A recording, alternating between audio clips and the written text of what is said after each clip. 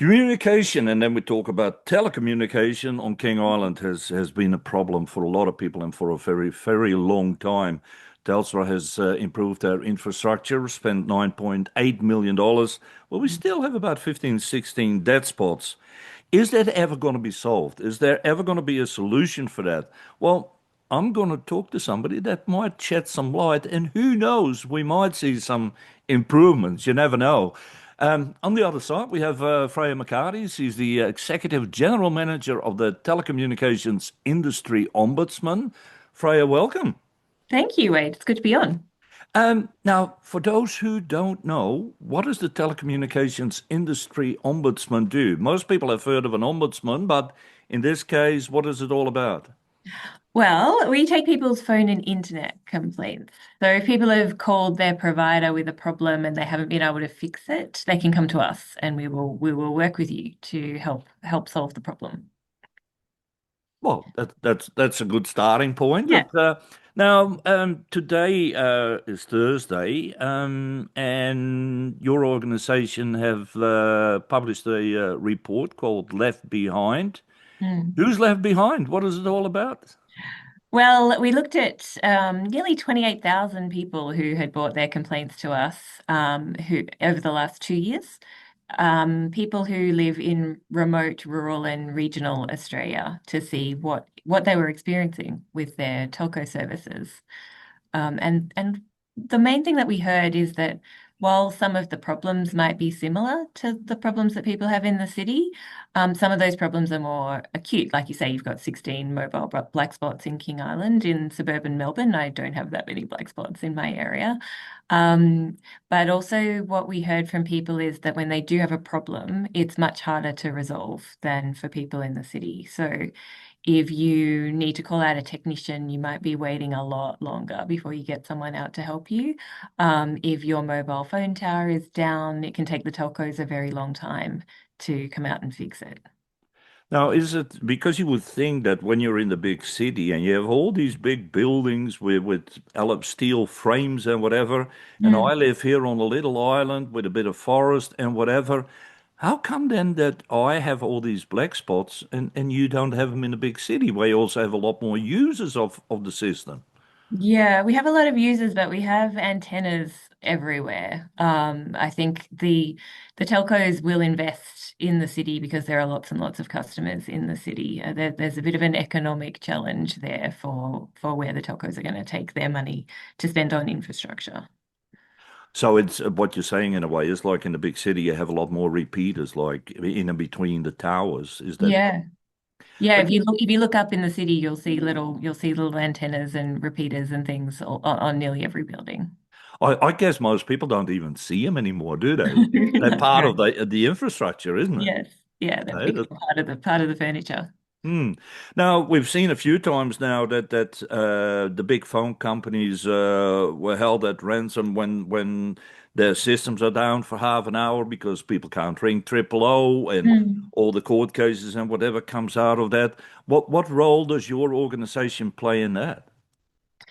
Yeah, so we do see complaints whenever something like that happens. The telcos are getting a little bit better at it because sadly it's happened quite a few times, but they will do their best to resolve that with consumers, the people that bring the issues to them.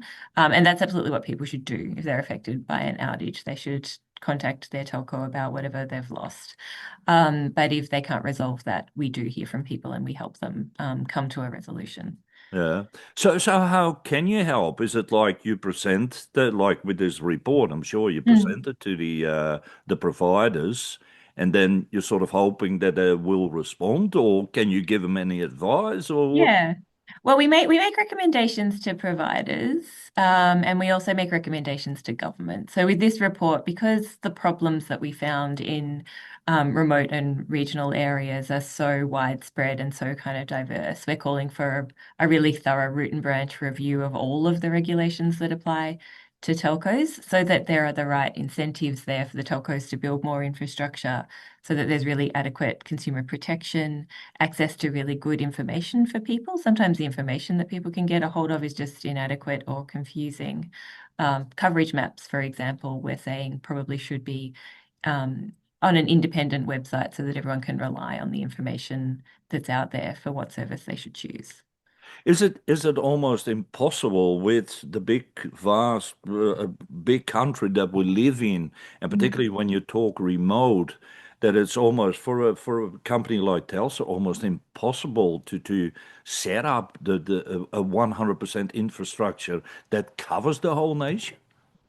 100% might be too much to ask, but I think we can do better than we are at the moment. The government's already looking at a universal outdoor mobile obligation. So that would mean almost wherever you are in Australia, if you're outside, you should be able to access a service. There's other good work being done. The ACCC is looking into whether your phone should switch to another network automatically if it can't access the one that you've signed up to. Not sure that would help in King Island, or I think you only have Telstra or satellite services that really work.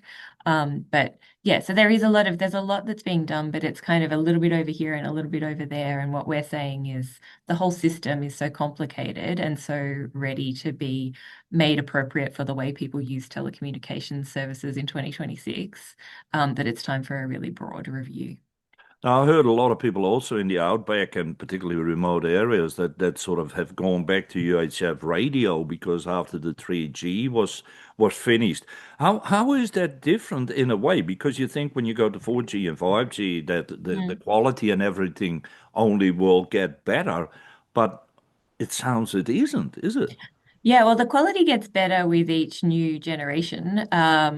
So 4G is better than 3G, 5G is better than 4G, but only if you have the coverage. So I think what has happened is some people had coverage because of the 3G network, even if that's not what the coverage maps were necessarily showing. And then the 3G network has shut down, and they've found they've had to go back, like you say, they've had to go back to old school solutions like UHF radio. Yeah. Now, who's actually responsible, say, when systems go down or there's repeat loss of essential telecommunications? Is it the telco? Is it the regulator? Is it the government? Who's responsible? I'd say it's a combination. Telcos do have a lot of obligations, and it's that complex web that I was talking about before that we think needs another look at. So sometimes the telco will be legally responsible. They're always responsible in that it's their customers and they're suffering a poor service, and ideally they would step in and help. The regulator needs to enforce the rules, sure, but we think the government needs to look at the settings because a lot of the framework that we're all working under started out, I'm old enough to remember when there weren't mobiles. Everyone relied on their landline. These days, you rely on your landline if you don't have mobile reception where you live, but most people expect that when they're out and about, their mobile is going to work. And that's just not the world that this framework was developed. Now, your organization spent 2 years on the left behind and hey, gathering information. Like you say, 27,000 people responded. Do you Mm. think it's going to make an impact with the Australian government, with the telcos, that this report? Because they can't say, "Oh yeah, we do a lot of research ourselves," or "Yeah, we know that Mm. this requires now some sort of action, isn't it?" Yeah, well, I think the government can rightly say that they're doing quite a few things in this area to improve the experience of consumers. But we're hoping that they will listen to this kind of volume of people and their actual lived experience of what it's like if these services fail. Hmm. Now, you were saying at the beginning that people can contact your organization when they do have issues. Mm. Now, I'm sure you don't want every Tom, Dick, and Harry here on this island to ring you and tell their story or what problems they have. Usually, people complain with the provider, in our case, Yeah. Telstra. So, Mm. how can people access your organization or approach your organization? Yes, well, everyone on King Island who is suffering from these problems and they can't get a good answer from their telco, is very welcome to call us, and a real live person will speak to you about your problem. Our number is 1-800-062-058, and we have a website. You can also just lodge a form online, tio.com.au. Which is good, I guess. That I think with a lot of people, because well, I hear from a lot of people that complain about, and they've sort of, I know it's wrong in a way, but they sort of given up almost. Yeah, Mm. we asked Elsa for so long now, and Mm. nothing is ever going to change. What would you say to those people? Yeah, unfortunately, sometimes they're right that there's not going to be a lot that we can do or that we can make the telco do if they just don't have coverage, for example.